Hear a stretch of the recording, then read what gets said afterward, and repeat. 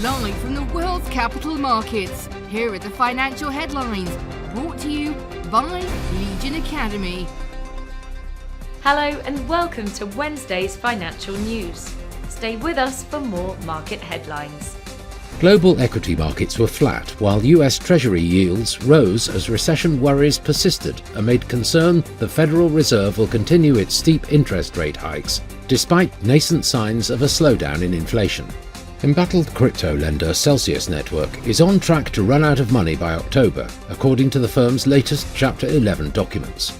Celsius highlighted that it is expected to reach negative liquidity by October 2022 to approximately $34 million.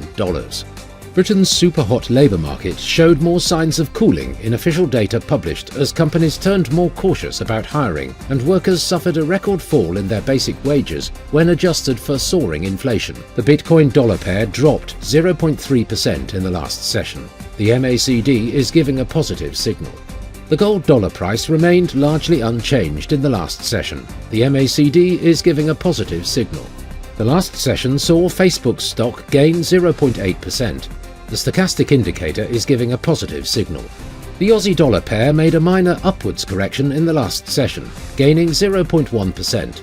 The ultimate oscillator is giving a positive signal. The Dutch consumer spending volume will be released at 0730 GMT. The US retail sales at 12:30 GMT. The UK's consumer price index at 0600 hours GMT. Finland's gross domestic product will be released at 0500 hours GMT. The UK's core consumer price index at 0600 hours GMT. Japan's foreign investment in Japan stocks at 2350 GMT. We hope that you've enjoyed Wednesday's market outlook. On behalf of all of us here, we wish you a productive trading day. Be sure to join us tomorrow morning for the latest news and events from the financial markets.